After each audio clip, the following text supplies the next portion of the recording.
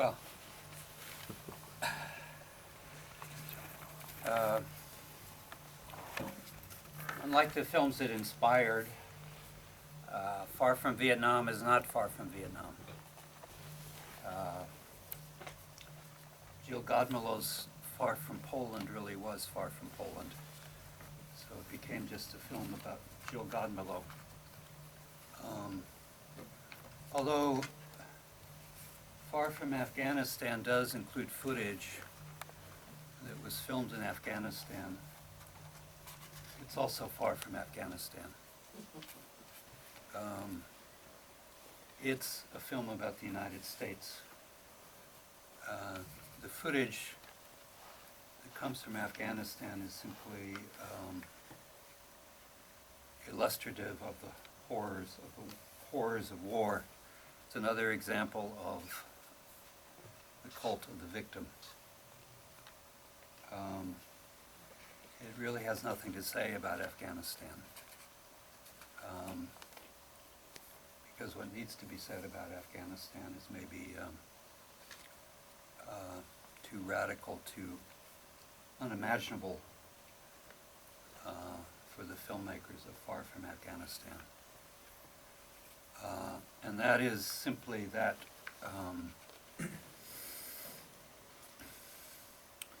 the United States discovered that the solution to communism in third world countries was genocidal. And this was generally done by proxy, beginning in Korea. Although in Korea there was also a genocide perpetuated by the United States, the bombing of North Korea from 1950 to 1953, which killed 2 million to 2.5 million people.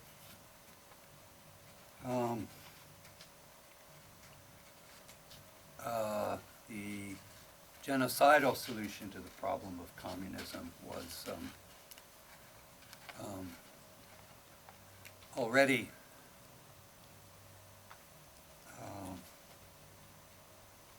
in existence by the time Far From Vietnam was made, and Far From Vietnam alludes to it.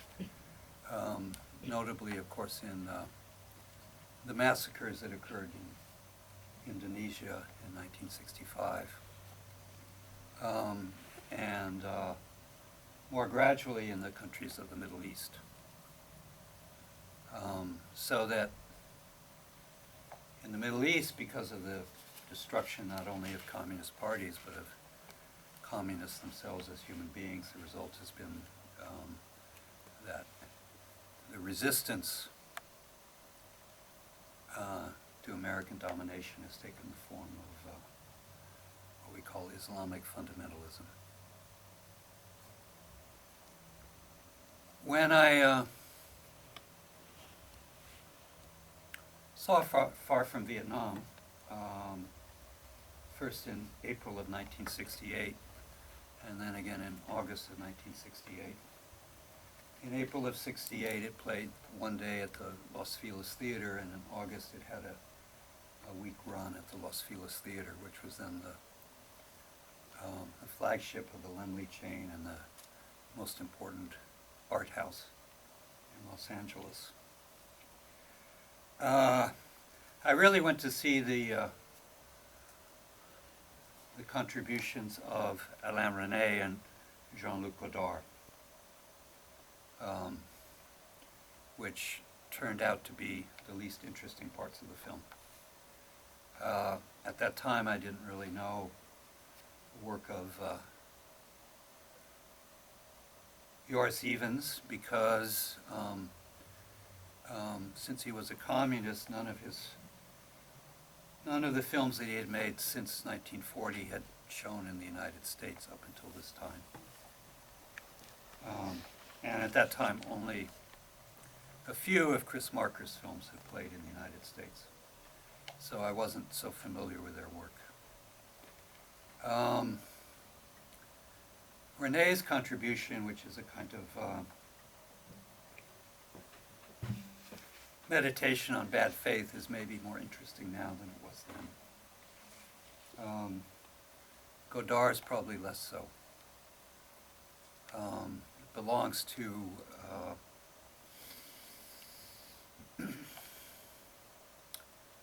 the category of or genre of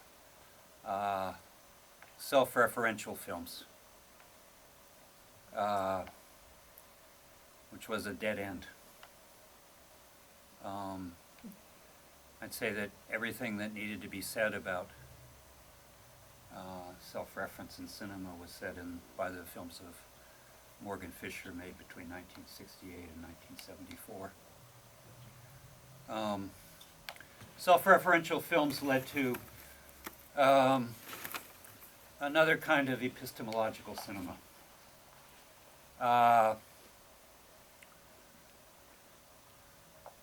Roland Barthes had in his mythologies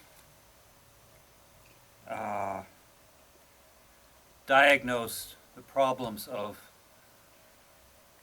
the Hollywood epistemological films of the 1940s and 1950s, which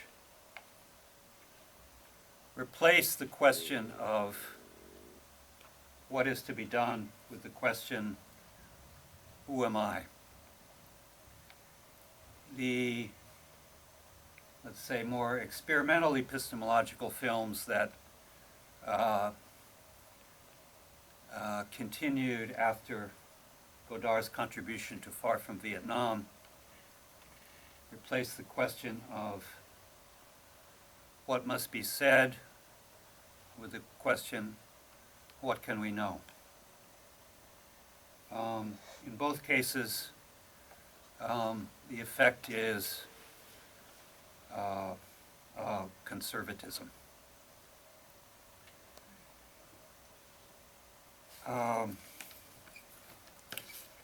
I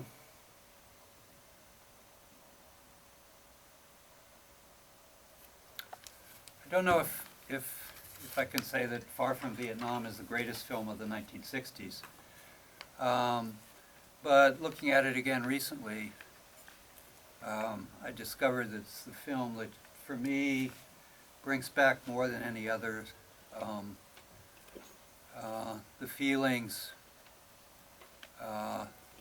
and the thoughts that I had during the 1960s.